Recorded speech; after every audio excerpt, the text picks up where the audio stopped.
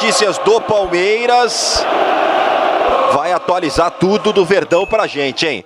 Diga lá, Yara, boa tarde. Boa tarde para vocês, Pimpoli. A Federação Paulista de Futebol anunciou uma mudança na tabela que afetou o jogo do Palmeiras no campeonato estadual. A alteração foi na partida contra o Botafogo de Ribeirão Preto. A disputa, que ocorre no dia 10 de março, na última rodada da fase de grupos do Paulistão, teve o seu horário adiantado, das 6 horas da noite para as 4 horas da tarde.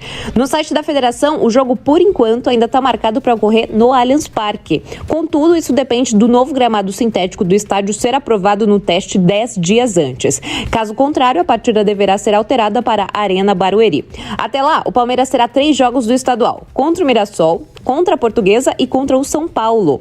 E o Palmeiras finalizou hoje na Academia de Futebol a preparação de olho justamente no time do Mirassol, que vai enfrentar amanhã às 6 horas da noite na Arena Barueri. E sem o zagueiro Gustavo Gomes, que foi diagnosticado com fratura no pé e não tem data para voltar. Mas poderá contar com a volta de Rafael Veiga, que teve uma infecção ocular, ficou fora de 2 partidas, mas já treinou normalmente desde o começo da semana.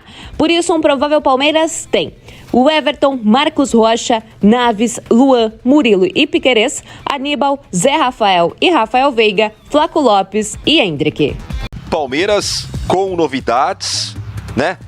O técnico Abel Ferreira na preparação do time para esse jogo contra o Mirassol às 18 horas em Barueri. O Gomes está fora, Naves é a opção, o Veiga, depois dessa infecção ocular, também à disposição, e o Palmeiras devendo ter um time aí mais reforçado, mais forte, pelo menos no papel, para esse jogo contra o Mirassol. O Naves foi muito bem no Clássico, né? Foi bem, jogou direito. Depois que ele entrou, ele foi muito bem, personalidade, participando de ações ofensivas. Não tem nada a ser reparado na atuação dele no Clássico. O que fica para o Palmeiras, que jogou, sei lá, 80% do Clássico muito, mas muito bem, é saber como o time vai reagir ao que aconteceu naqueles 15 minutos finais.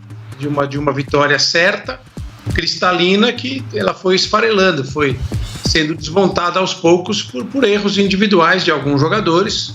Ninguém leva a culpa sozinho, nem culpa é isso, os erros acontecem, resta saber qual vai ser a reação do Palmeiras nesse aspecto psicológico, porque o time jogou muito bem futebol. No Clássico, para mim, foi o melhor jogo do Palmeiras na temporada.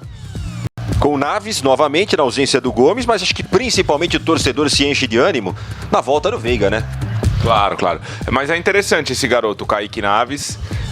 Ele foi campeão da Copinha, né, jogando pelo Palmeiras. Não sei se ele estava nas 2 campanhas, no bicampeonato, mas eu me lembro dele na final contra o Santos.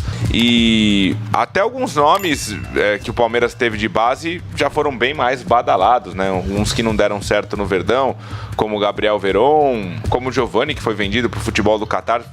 Se falava tanto desse garoto, que o Palmeiras teria recusado uma proposta para o Ajax. O Renan, né, que teve um fim, infelizmente, de carreira trágico, né, pelo incidente de trânsito que ele se envolveu e acabou matando uma pessoa, acabou cometendo um crime. E o Naves não era tão falado quanto esses caras e, poxa, vai aí ganhando espaço, né? Jogou bem nas últimas... nas últimas partidas não, né? Na última partida, eu quero dizer, quando o Gomes tem a fratura e ele entra no lugar. Eu acho que quando acionado, não tem sido muitas vezes, né? Mas quando acionado, ele tem dado conta do recado. Então, interessante que ele possa agora ter sequência e, de repente, mostrar que realmente faz sentido que ele permaneça nesse elenco. Porque quando se fala de composição de elenco, né? Raramente o torcedor, ele se contenta com um jogador de base. Ele quer um jogador de nome que seja contratado, alguém que ele conheça, que tenha uma qualidade comprovada para ser reserva dos titulares, do Murilo, do Gustavo Gomes. E às vezes o Palmeiras joga até com 3 zagueiros, né? Mais um ali que pudesse compor esse setor. Mas o Naves tem mostrado um futebol interessante e, de repente, é uma solução da base para que o Palmeiras não precise nem contratar. Hoje o Palmeiras talvez tenha a melhor base do Brasil. Com certeza. Né? Eu falei talvez, pro Ivan, com certeza, os resultados têm mostrado. Além dos títulos conquistados, não só a Copinha, o Palmeiras tem sido uma máquina na base, tem também municiado o time principal com bons jogadores, que é o objetivo maior e final, né? Então, vamos ver aí se o Naves ganha essa sequência e realmente dá conta do recado. Eu acho que o Palmeiras tem que só retomar a confiança, porque ficou a sensação de terra arrasada para alguns diante do que aconteceu no Clássico. Por exemplo, Eu acho que as alterações do Abel não interferiram no empate do Corinthians. Não, mas peraí. Ele mesmo falou na coletiva. Eu discordo dele. Eu concordei com o Antônio Oliveira. O Palmeiras desistiu muito rápido do jogo, mas desistiu independentemente dos nomes em campo. Eu discordo do Abel. Eu acho que as alterações dele não interferiram no resultado final. Não interferiram. E trataram o Palmeiras como terra arrasada depois do empate. É, porque é a rivalidade, né? Eu acho, né? Não é... Eu vou explicar aqui, tá? Eu acho que o Palmeiras está passando por um período em que o Abel também está tentando achar algumas situações diferentes. Ninguém sabe se o Palmeiras, em um momento decisivo, vai jogar com linha de 3 ou com linha de 4. Ele vai fixar o Aníbal entre os titulares, que joga muita bola, mas ele vai deixar o Zé e o Richard Rios, que tem jogado muita bola também? E o Veiga? Vai jogar um pouquinho mais à frente com Hendrick e Flaco Lopes? Ele vai abrir mão dos beiradas? Ou ele vai insistir agora um pouquinho com o Lázaro para entender o que esse jogador pode entregar? Então, algumas indefinições ainda existem no Palmeiras. Palmeiras toma um gol contra o Corinthians. O primeiro gol do Corinthians sai de uma jogada do Gustavo Mosquito pelo lado direito, esquerdo da defesa do Palmeiras, onde o Piquerez, que é raro, falha. Se o Palmeiras tivesse 5 atacantes naquele momento, o Piquerez falha, o Gustavo Mosquito faz a jogada em cima dele e o Yuri Alberto faz a finalização sem pressão. Ele recebe praticamente na risca da pequena área e faz a finalização sem pressão. Nenhum zagueiro em cima dele. O Palmeiras podia ter 5 atacantes naquele momento. Ia tomar o gol do mesmo jeito. E depois não tem jogo. Depois da expulsão do Cássio não tem jogo. Acontece uma falta, o Everton falha e o Palmeiras poderia ter 5 atacantes naquele momento que o gol ia sair. Foi uma batida de falta em que o goleiro falha. Então eu discordei dessa colocação do Abel. Acho que as alterações não interferiram. Agora, o comportamento dos atletas com 2-0, sendo que o adversário tinha um jogador expulso, o comportamento sim interferiu, independentemente dos nomes. Se eram atacantes, se eram defensores, eu acho que o Antônio Oliveira, eu pelo menos entendi dessa forma, como o técnico do Corinthians. O Palmeiras largou o jogo. Entendeu que o jogo já estava ganho.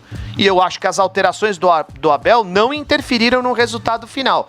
E acho que o Palmeiras está ainda procurando algumas soluções. Algumas soluções não, alguns testes foram feitos até aqui na primeira fase do Campeonato Paulista. Agora vamos ver como o Abel vai montar o Palmeiras para os momentos mais decisivos. Tem muita gente pedindo espaço. Essas mudanças do Abel, ele age muito calcado em razão. Em vários momentos, e desde anos anteriores. Isso já foi mostrado pelo treinador do Palmeiras diversas vezes. E a prioridade dele, especialmente nessa parte da temporada, é não perder jogadores por lesão. Né? Quem acompanha o Abel há algum tempo, se prestar atenção nessa questão aí de substituições, de administração do elenco, vai perceber isso. Outro dia também na Arena Barueri, teve um jogo contra o Ituano, que o Zé Rafael teve uma dividida ali em que ele caiu, parecia que tinha se machucado, saiu, foi atendido, voltou, fez uma boa jogada, estava em condições, era o melhor em campo, o Abel foi lá e tirou. E o Zé Rafael saiu de campo chutando copinho, garrafinha. O Abel foi na entrevista coletiva e falou, não, eu errei, ele tá certo. E a gente nem falou sobre isso, nem virou pauta no dia seguinte. Por quê? Porque é a malandragem do Abel, ele não quer perder jogador. Então, se ele sentir que tem algum risco, ou se a fisiologia apontar algo, talvez ele já entre para um jogo sabendo, ó, com 60 minutos, com 70, eu preciso tirar esse, aquele jogador, e acabou, e ele vai fazer. E quer saber? Ele tá certo. Num clássico, ok, né? Às vezes pode mexer com moral aí pro restante da temporada, mas ele tá certo. Até porque, se a gente olhar em anos anteriores, o Palmeiras foi um dos clubes que menos perdeu jogadores por conta de lesão. Aníbal, Richard Rios e Zé Rafael, eu considero os 3 em boa fase, né? Já exaltei aqui o Richard Rios bastante pela partida contra o Corinthians no domingo. O Aníbal já conquistou a torcida, não é que tenha jogado partidas primorosas, mas já mostrou que é bom jogador, né? Em 3, 4 passes ali no primeiro jogo. Dá pra achar lugar aí pros 3 junto com o Rafael Veiga, ou você prefere o Abel voltar ao time mais tradicional, ao time de outrora, no momento em que puder utilizar Rafael Veiga, o grande craque do time, na opinião de 9 em cada 10 palmeirenses? Mas assim, primeiro a gente precisa entender qual era o time de outrora, né? O Palmeiras passou a jogar com 3 zagueiros a partir do meio do ano passado, mais ou menos, né? No segundo semestre do ano passado. Mas antes disso, no ano passado, ele chegou a jogar com 4 homens no meio em algum momento? Não eram sempre 3 atacantes? Chegou a jogar, no melhor Palmeiras do Abel Ferreira, no melhor, pelo menos que eu me recordo, e acho que a grande maioria concorda. Tinha um Scarpa ali completando o quadrado de meio campo. Eram 4 no meio. Eram Danilo, Zé, Scarpa e Veiga. Perfeito, é que eu não lembro no ano passado, já a partir de janeiro, sem o Scarpa, se o Palmeiras jogou muitas vezes com 4 homens no meio, ou simplesmente era aquela... Porque a gente imaginava que o Endrick iria para o lugar do Scarpa e o Palmeiras teria 3 atacantes, Dudu, Endrick e Rony. Mas o Endrick não foi titular o tempo todo no começo do ano. Quem é que foi esse titular? Era o Arthur, né? Então, não era um homem de meio campo exatamente. Não era. Eram 3 atacantes, Arthur, Rony e Dudu. Muitas vezes jogavam como titulares do Palmeiras, né? E agora o time joga com 3 zagueiros. Para jogar com essa formação, com Aníbal, Zé, Richard Rios e Veiga, né? Muito provavelmente o Abel teria que abrir mão dos 3 zagueiros. Mas a questão, eu acho que passa menos pela formação tática, né? Pela escalação até de alguns determinados jogadores, menos pelos nomes e mais pela perda de oportunidades, né? Porque o Palmeiras jogando com 3 zagueiros do jeito que está jogando bem, né? O problema definitivamente não é esse. O Palmeiras cria muitas oportunidades de gol, está sempre na frente do goleiro, né? Ou jogando com o Marcos Rocha ali como zagueiro, ou jogando como foi no domingo contra o Corinthians com Gomes, Luan e Murilo. Depois entrou o Naves, né? Entrou muito bem, outro menino que subiu da base do Verdão, campeão da Copinha. Enfim, o Palmeiras joga bem, o Palmeiras tem volume de jogo, o Palmeiras está sempre atacando os seus adversários, mas o Palmeiras faz poucos gols pro número de oportunidades que cria, né? O Palmeiras não consegue matar os jogos. Então, a dificuldade maior eu vejo em colocar mais gente que coloque a bola para dentro. É isso que de vez em quando falta para o Abel. Em determinadas formações, ele fica com poucos jogadores que realmente fazem gols. Aliás, você sabia, Tomás, essa é uma estatística pouco comentada. Você sabia que no Palmeiras em 2024, por exemplo, só fizeram gols até agora 4 jogadores. Não, e até acho que domingo só 3, né? Flaco Lopes, Rafael Veiga e o Rony. Exato. O Endrick fez agora. Então, o Palmeiras nunca teve isso com o Abel. Pelo contrário, os times do Palmeiras com Abel Ferreira sempre foram muito coletivos e muitos jogadores colaboraram fazendo gols.